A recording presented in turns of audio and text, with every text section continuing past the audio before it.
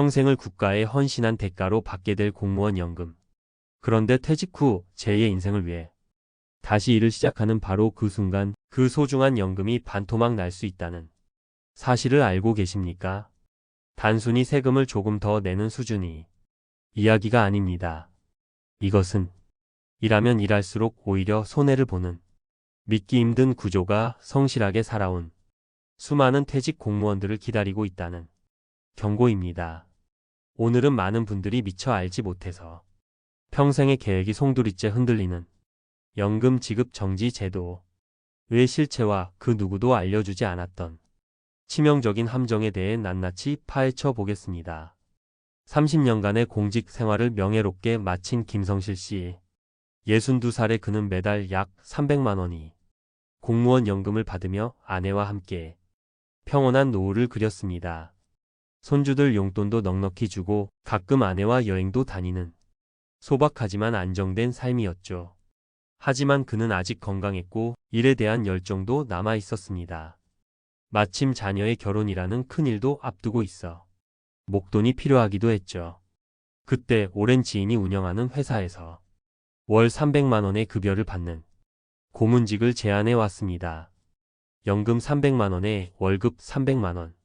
김성실 씨의 머릿속에는 월 600만 원이라는 넉넉한 수입으로 꾸려갈 제2의 인생 계획이 가득 찼습니다. 그러나 그 부푼 꿈은 오래가지 못했습니다. 몇 달 뒤 그는 상상조차 못했던 세 종류의 통지서를 차례로 받게 됩니다. 가장 먼저 날아온 것은 공무원 연금공단의 통지서였습니다. 매달 300만 원이 들어오던 연금 통장에 찍힌 금액은 200만 원 남짓? 100만 원 가까운 돈이 흔적도 없이 사라진 것입니다. 당황한 그가 확인한 통지서에는 연금액 일부 지급 정지라는 생소한 단어만 적혀 있었습니다. 최근 한 언론 보도에 따르면 공무원 연금 수급자가 근로소득이나 사업소득으로 월 264만 원, 2024년 기준 이 금액을 단 1원이라도 초과하는 순간부터 연금은 깎이기 시작합니다. 문제는 이것이 최대 5년만 적용되는 국민연금 감액 제도와는 차원이 다르다는 점입니다. 공무원 연금은 소득이 발생하는 한 평생 지속됩니다. 김성실 씨는 이 월 264만 원 이라는 함정의 존재를 몰랐던 대가를 너무나도 혹독하게 치르고 있었습니다. 얼마 지나지 않아 김성실 씨는 두 번째 충격과 마주합니다. 건강보험공단으로부터 날아온 고지서였습니다. 직장에 다니는 자녀의 피부양자로 등록되어 있던 그가 지역가입자로 전환되었으니 이제부터 매달 20만 원이 훌쩍 넘는 보험료를 내라는 내용이었죠. 과거에는 공무원 연금 소득이 연 2천만 원을 넘어도 피부양자 자격을 유지하는 경우가 많았지만 제도가 바뀌고 새로운 근로소득까지 발생하면서 상황이 완전히 달라진 것입니다. 이것은 많은 퇴직자들이 놓치는 부분입니다.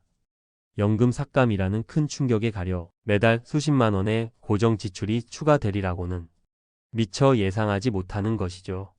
그리고 연말이 다가오자 김성실 씨는 마지막 결정타를 맞았습니다. 연말 정산을 위해 서류를 준비하던 그는 자신의 소득세율 구간이 훌쩍 뛰어오른 것을 발견했습니다.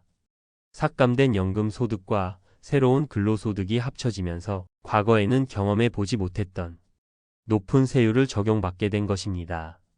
한 전문가의 분석에 따르면 월 300만 원의 연금만 받을 때와 월 300만 원의 추가 근로소득이 생겼을 때의 세금 부담은 단순히 1 더하기 1이 아니라고 합니다. 우리 소득세는 누진세 구조이기 때문에 소득이 높아질수록 세금은 그보다 훨씬 가파르게 증가합니다. 결국 김성실 씨는 연금 삭감, 건강보험료 폭탄, 세금 증가라는 재앙의 공식에 갇혀버렸습니다. 계산기를 두드리며 한참을 앉아있던 그는 깊은 한숨과 함께 혼잣말을 내뱉었습니다. 이럴 줄 알았으면 일을 시작도 안 했지.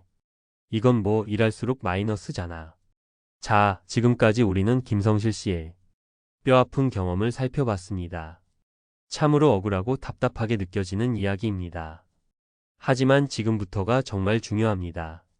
도대체 왜 이런 일이 벌어지는 것인지, 그리고 더 중요한 것은 이 함정을 어떻게 피해야 하는지 알아봐야 합니다. 이 제도의 공식 명칭은 연금 일부 지급 정지 제도로 공무원 연금법 제50조에 명시되어 있습니다. 표면적인 목적은 퇴직 후에도 높은 소득을 올리는 수급자의 연금을 일부 제한해서 연금 재정의 안정을 꾀하겠다는 것입니다. 하지만 현직과 퇴직 공무원들은 강하게 항변합니다. 국민연금 가입자보다 2배나 많은 보험료 소득의 9%를 30년 넘게 냈는데 이제 와서 퇴직 후의 소득 활동까지 제약하는 것은 명백한 역차별이라는 것입니다. 실제로 공무원 연금 수급자는 소득 수준과 관계없이 기초연금 수급 대상에서 원천적으로 제외되는 등 여러 불이익을 이미 감수하고 있습니다. 이런 상황에서 퇴직 후의 삶까지 옥죄는 것에 큰 박탈감을 느끼는 것이죠. 그런데 진짜 공포는 따로 있습니다. 바로 소득 공백기라는 또 다른 함정입니다. 특히 1996년 이후에 임용된 공무원분들이라면 반드시 귀를 기울이셔야 합니다. 2016년 연금 개혁으로 인해 연금 수령 개시 연령이 단계적으로 65세까지 늦춰졌습니다. 이게 무엇을 의미하냐면 2033년 이후에 정년퇴직하는 분들은 퇴직을 하고도 무려 5년 동안 연금을 단 한 푼도 받지 못하는 소득 절벽 기간을 온몸으로 견뎌야 한다는 뜻입니다. 이 5년의 공백기를 메우기 위해선 당연히 일을 해야만 합니다. 그런데 일을 해서 소득이 생기면 나중에 받게 될 연금이 깎일 수 있는 이 기막힌 딜레마에 빠지게 되는 것입니다. 일하지 않으면 굶고 일하면 빼앗기는 상황에 놓일 수 있다는 불안감이 젊은 공무원들 사이에서 커지고 있습니다. 여러분이라면 이런 상황에서 어떤 선택을 하시겠습니까? 참으로 막막하고 답답한 질문이 아닐 수 없습니다. 하지만 막막하다고 주저앉아 있을 수만은 없습니다. 이 불합리해 보이는 함정을 피하려면 제도를 정확히 알고 그 누구보다 영리하게 움직여야 합니다. 제가 오늘 3가지 현실적인 대비책을 제안 드립니다. 첫째, 말 구간인 월 소득 264만 원을 반드시 기억하고 관리하십시오. 이 금액은 근로소득과 사업소득을 합산한 금액입니다. 따라서 재취업 시 계약서에 서명하기 전에 급여 수준이 이 기준을 아슬아슬하게 넘지 않도록 조절하거나 파트타임 근무처럼 근무 형태를 조정하는 지혜가 필요합니다. 무턱대고 월급을 많이 주는 곳만 찾아서는 안 됩니다. 둘째, 소득의 종류를 다변화해야 합니다. 연금 감액 제도는 오직 근로소득과 사업소득에만 적용됩니다. 바꿔 말하면 배당이나 이자 같은 금융소득, 부동산 임대소득 또는 저작권료 같은 비근로소득은 아무리 많아도 연금 감액 대상이 아니라는 뜻입니다. 은퇴하기 한참 전부터 월급 외에 다른 소득, 파이프라인을 만들어야 하는 절실한 이유가 바로 여기에 있습니다. 셋째, 어떤 일을 시작하기 전 반드시 순수익 시뮬레이션을 해보셔야 합니다. 하얀 종이를 꺼내놓고 직접 계산해 보는 겁니다. 예상 급여를 기준으로 삭감될 연금액이 얼마인지, 추가될 건강보험료는 얼마인지, 그리고 늘어날 세금은 얼마인지 이 3가지를 모두 빼고 나서 실제 내 손에 쥐게 될 돈이 얼마인지 반드시 확인해야 합니다. 이 간단한 계산 하나가 김성실 씨와 같은 후회를 막을 수 있습니다. 퇴직 공무원의 연금 반토막 현실은 단순히 운이 나빠서 겪는 불행이 아닙니다. 제도를 제대로 알지 못했을 때 성실하게 살아온 누구에게나 닥칠 수 있는 냉혹한 현실입니다. 외부에서는 여전히 공무원 연금을 철밥통이라 부를지 모릅니다. 하지만 그 안을 들여다보면 오늘 우리가 함께 살펴본 것처럼 누구도 말해주지 않았던 수많은 함정과 눈물이 숨어 있습니다. 이 영상을 보신 퇴직을 앞둔 혹은 이미 퇴직하신 모든 분들이 부디 땀 흘려 일하는 보람을 억울한 배신감으로 맞바꾸는 일이 없기를 진심으로 바랍니다. 아는 것이 나의 노후를 지키는 가장 강력한 힘이고 미리 준비하는 것이 최선의 방패입니다. 오늘 이야기가 여러분의 은퇴 준비에 조금이나마 도움이 되셨다면 구독과 좋아요 버튼으로 저희 채널을 응원해 주시기 바랍니다.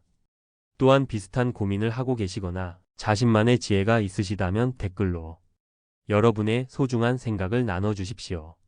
여러분의 이야기가 비슷한 길을 걷는 다른 분들에게 큰 위로와 용기가 될 수 있습니다. 감사합니다.